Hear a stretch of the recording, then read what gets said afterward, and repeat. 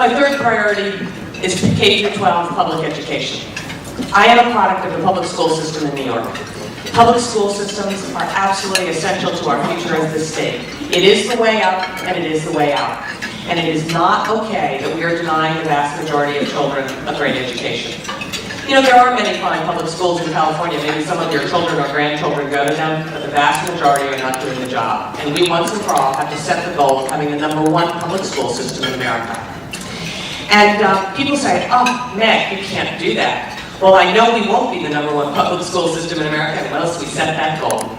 So I want to do a couple of things that I think can make a big difference. First is, we have got to get more money into the classroom. Today we spend about $70 billion on public education, $50 billion from the state, $20 billion from the federal government. But only 60% of that money goes to the classroom. Can you imagine running your business where only 60% went to your direct costs, but 40% went to your administration and overhead? You would be out of business. So let's get more money into the classroom.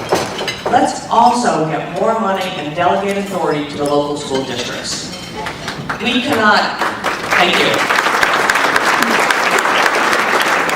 We shouldn't be controlling educational spending out of Sacramento. Sacramento has no business telling school districts how to buy blackboards.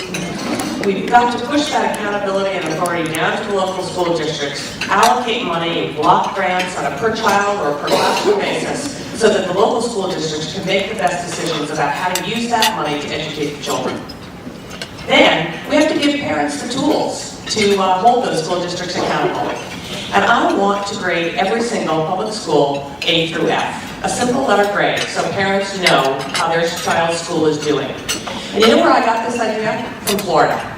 I did what every business person in this room would do. I said, well, if our school system in California is rated near the bottom of all 50 states, actually on average it's about 48 out of 50 states, I said, what other big diverse state has done a better job than we have? Look at your competition for ideas. Turns out all roads lead to Florida. Florida has done a tremendous job with their public education system. So I went to Florida to see what they had done. And they grade every single public school, every A through F, every elementary school, every middle school, every high school. And then they tell the parents. And they say, you have never seen parents so riled up when you told them their third grader was in a D school. Then I believe we have to increase the number of charter schools dramatically. Charter schools do a better job for our children on average. Not every charter school is perfect, but on average they do, and they also give parents choice. And then last but not least, we have to pay the gems of our education system, the great teachers. We have to pay them more. No question about that.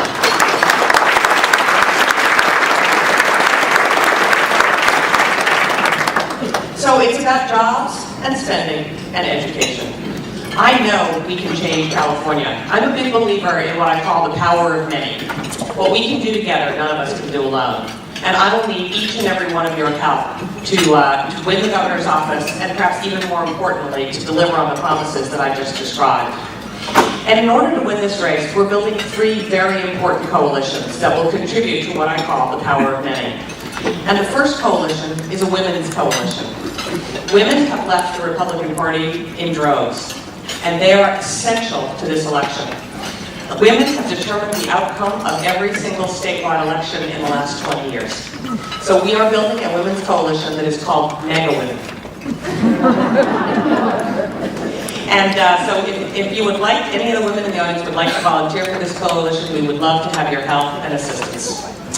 We're then building a Latino coalition. This group knows that 1 out of 5 voters in California are Latino. I absolutely want Latinos to be a part of my campaign.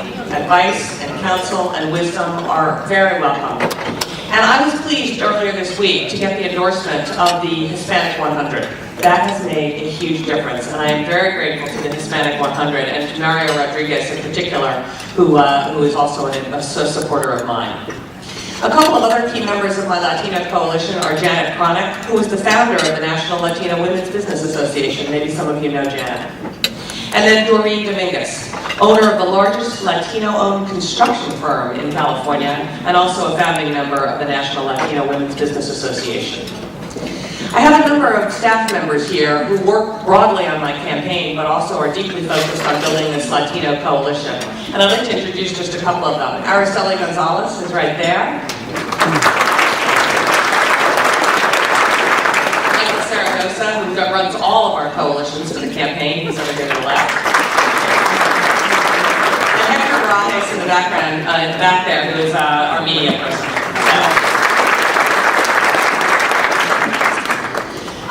The Women's Coalition that's part of our Latino coalition is called Mega Mujeres. Mega Mujeres, it sounds better in Spanish than it does in English. So I'm delighted to have all of you involved in Mega Mujeres as well. And then last but not least, we have to build an 18 to 29-year-old coalition. 18 to 29-year-olds have historically, and particularly last November, voted Democrat. In fact, 78% of all 18 to 29-year-olds in California last year voted Democrat. So, yes, I know some people are happy about that. In any case, I want them to be part of my campaign. And I think we have a real chance, because guess what the #1 issue is for 18 to 29-year-olds in California? Jobs. Jobs, jobs, and jobs. Estimates are this year, graduates from the University of California system, the CSU system, and the community college system will actually only 50% of them will have jobs when they graduate in June. Think about that. Investing in a 4-year education, investing in community college education, and you only have a 50% chance of getting a job. This has to change. This recession has had an enormously negative impact on our young people. So that's the strategy. I've been just delighted to have had a chance to be part of this campaign and to run for governor. You know, every Californian should see California the way I have. This is a remarkable state with remarkable, hardworking people who want California to be great again. And California can be great again, but it cannot be great unless we fundamentally change our approach and change the kind of leadership in Sacramento. And people ask me all the time, how will you get anything done? Sounds great, Meg. I love jobs, and I love your focus on efficiency, and I love your focus on K-12 education. But how in the world will you get anything done? And in the end, this is all about leadership. You know that in your own businesses. Leadership matters a lot, but it also matters who works with you. Everyone in this audience knows that you are only as good as the people who work for you and work with you. And that's why the top 300 appointments, turns out the governor of California gets 3,000 appointments. Think about that for a second. Turns out the president of the United States only gets 3,800 appointments. But of those 3,000 appointments, 300 are absolutely essential. They're your agency heads, your department heads, and all the gubernatorial appointments to the 395 boards and commissions in California. Trust me, I will interview each and every one of those appointments. They will be the right people in the right job who are deeply committed to creating and keeping jobs in California, making government more efficient, and fixing our K-12 education system.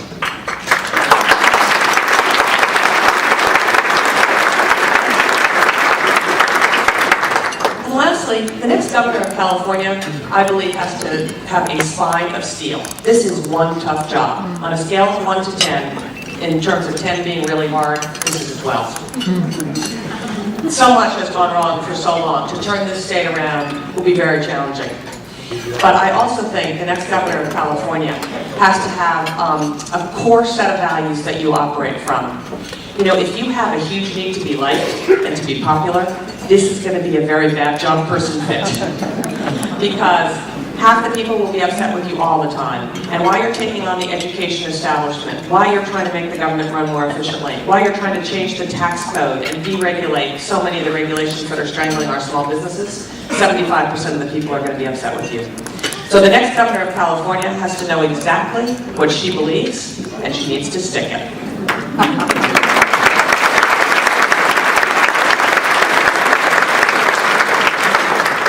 Thank you for inviting me to speak to you today. It's a great privilege to be among such great leaders, women leaders, and more broadly leaders in the Latino community, and I'm delighted to be here. So thank you very much for having me.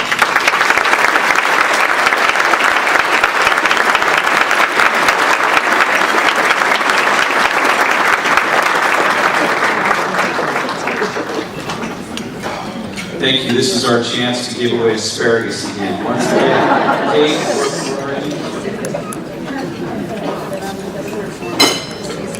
One more time, 25th anniversary Asparagus Festival celebration. Yep. The 25th annual Stockton Asparagus Festival is the largest charitable festival in California. This is the best we have. It's locally grown, Sacramento Farms, cut fresh this morning. I've got the dirt on my shoes to prove it. Thank you very much.